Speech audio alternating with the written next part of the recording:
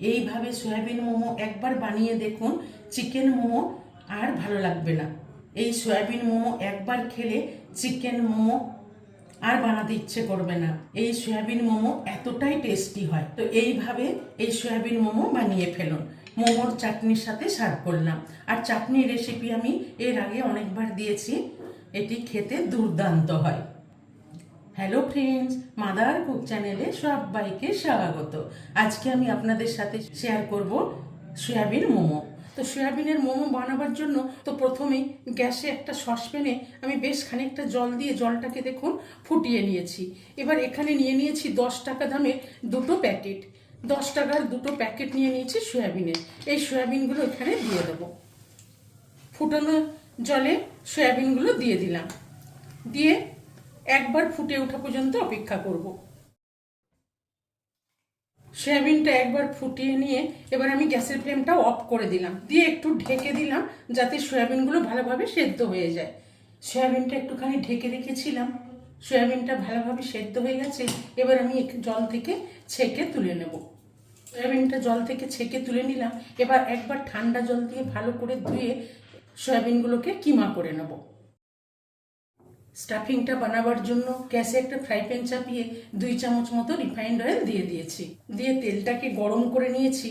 নিয়ে এখানে এবার দিয়ে দেবো কিছুটা রসুন কুচি, আদা কুচোনো, একদম মিহি করে আদা রসুন আমি কুচিয়ে নিয়েছি। আর দিয়ে দেবো 3-4টে কাঁচা লঙ্কা কুচোনো, আর দিয়ে দেবো একটা মিডিয়াম সাইজের পেঁয়াজ কুচোনো। দিয়ে সবগুলোকে একটু ভালো করে হালকা করে ভেজে নেব।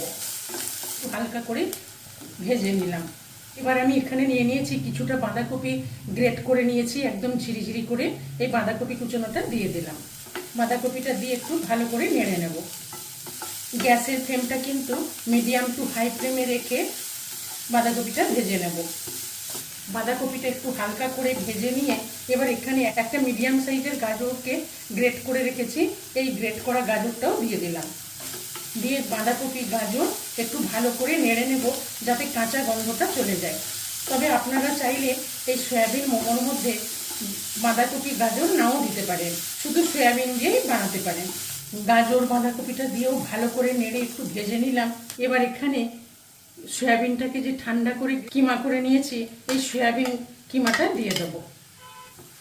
সয়াবিন কিমাটা দিয়ে বাঁধাকপি গাজরের সাথে একটু ভালো করে আগে মিশিয়ে নেব। সব কিছু ভালো করে একসাথে নেড়ে মিশিয়ে নিলাম। এবার এখানে দিয়ে দেব 1/2 চামচ লাল লঙ্কার গুঁড়ো। আমি যেহেতু কাঁচা লঙ্কা কুচি দিয়েছি সেই জন্য লাল লঙ্কার গুঁড়ো দিলাম, আপনারা চাইলে চিলি ফ্লেক্স দিতে পারেন। আর দিয়ে দেবো 1 চামচ মতো গোলমরিচ গুঁড়ো, স্বাদ মতো লবণ, 1 চামচ সয়া সস, সেজওয়ান সস 2 চামচ মতন, আর রেড চিলি সস 1 চামচ। আমি একটু ঝাল ঝাল স্পাইসি বানাবার জন্য এখানে একটু ঝালটা বেশিই দিলাম। তো ঝালটা আপনারা আপনাদের স্বাদ মতন দিয়ে দেবেন। এবার গ্যাসের ফ্লেমটা লো করে আমি ভালো করে সব কিছু নেড়ে মিশিয়ে নেব। ভালো করে নেড়ে চেড়ে মিশিয়ে নিলাম। এবার গ্যাসের ফ্লেমটা মিডিয়ামে রেখে ভালো করে নেড়ে একটু ভাজা ভাজা করে নেব। কত সুন্দর, কত নরম জুসি, একদম মাখা মাখা সয়াবিনের স্টাফিং তৈরি করে নিলাম। এবার একটু এর মধ্যে দিয়ে দেবো ধনেপাতা কুচোনো। ধনেপাতা কুচোনোটা দিয়ে নেড়ে নেব। ভালো করে নাড়াচাড়া করে গ্যাসের ফ্লেমটা অফ করে দিলাম। নিয়ে এবার স্টাফিংটাকে ঠান্ডা করে নেব। ততক্ষণে আমি ময়দাটা মেখে নেব। সেই জন্য এখানে একটা মিক্সিং বোল নিয়ে নিয়েছি। নিয়ে এখানে দিয়ে দেব ময়দা। এখানে আমি এরকম মেজারিং কাপের 2 কাপ মতন ময়দা দিয়ে দেবো। 2 কাপ মতন ময়দা আমি নিয়ে নিলাম। আর দিয়ে দেবো এখানে 1/2 চামচ মতো লবণ। লবণটা ময়দার সাথে ভালো করে মিশিয়ে নিয়ে এখানে আমি 4 চামচ মতো রিফাইন্ড অয়েল দিয়ে দেবো। যেহেতু 2 কাপ ময়দা নিয়েছি সেই জন্য 4 চামচ রিফাইন্ড অয়েল দিয়ে দিলাম। রিফাইন্ড অয়েল দিয়ে ভালো করে আমি ময়ামটা দিয়ে নেব। খুব সুন্দর করে ময়াম দিয়ে দিলাম, একদম মুঠ হয়ে যাচ্ছে। খুব সুন্দর ময়ামটা দেওয়া হয়ে গেছে। এবার অল্প অল্প জল দিয়ে ময়দাটা মেখে নেব। একবারে বেশি জল দেব না, কেন মোমোর ডো একটু শক্ত শক্তই মাখতে হবে। অল্প অল্প নর্মাল জল দিয়ে ময়দাটাকে মেখে নেব। অল্প অল্প জল দিয়ে একটা ডো মতো তৈরি করে নিয়েছি। এবার একটু ভালো করে মেখে নেব। খুব সুন্দর করে একটা মসৃণ ডো মেখে নিলাম। এবার এটাকে ঢেকে রেখে দেব 10 মিনিট মতো। 10 মিনিট ঢেকে রাখার পর এবার ঢাকাটা খুলে দেখে নেব ময়দাটা কত সুন্দর সেট হয়ে গেছে। এবার হাত দিয়ে আরেকটু ভালো করে মেখে নেব। খুব সুন্দর করে মেখে নিলাম, খুব নরমও না খুব শক্তও না, মিডিয়াম মতন করে মেখে নিলাম। এবার এখান থেকে আমি লেচিগুলো কেটে নেব।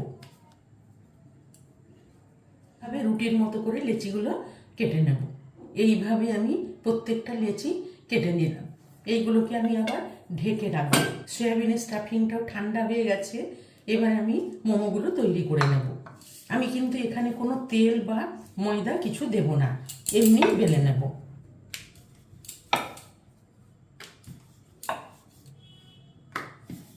একদম পুরো ঘুরিয়ে ঘুরিয়ে গোল করে বেলে নেব। কত সুন্দর পুরো চাকিটা জুড়েই আমি রুটিটা বেলে নিলাম। এবার আমি এখানে একটা বাটি নিয়ে নিয়েছি, বাটি বসিয়ে বসিয়ে আমি কেটে নেব।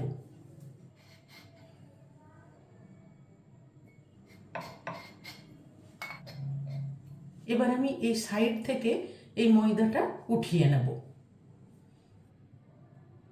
খুব বেশি পাতলাও না খুব বেশি মোটাও না। এবার এখানে আমি দিয়ে দেবো কিছুটা স্টাফিং। এখানে সয়াবিনের স্টাফিং দিয়ে দিলাম।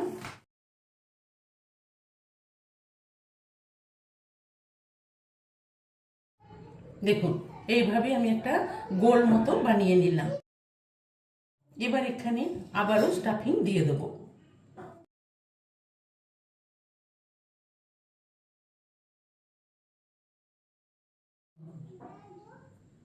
আবার একটা এইভাবে গোল মতন মোমো বানিয়ে নিলাম। আমি এইভাবে গোল মতো বানাচ্ছি, আপনারা আপনাদের পছন্দ মতো বানিয়ে নেবেন। 3টে মোমো বানিয়ে নিলাম। এইভাবে প্রত্যেকটা মোমো বানিয়ে নেব। এবার এখানে আরেকটা লেচি নিয়ে নিয়েছি, ওই একইভাবে বেলে নেব গোল করে। একটা গোল বড় মতো রুটি বেলে নিলাম, নিয়ে আবারও এখানে বাটি বসিয়ে আমি কেটে নেব। আবারও 3টে কেটে নিলাম, সাইড থেকে ময়দাগুলো উঠিয়ে নেব।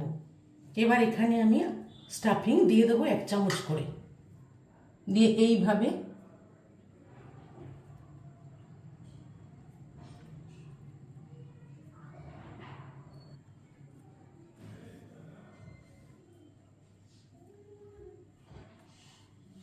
আমি 6টা মোমো বানিয়ে নিলাম।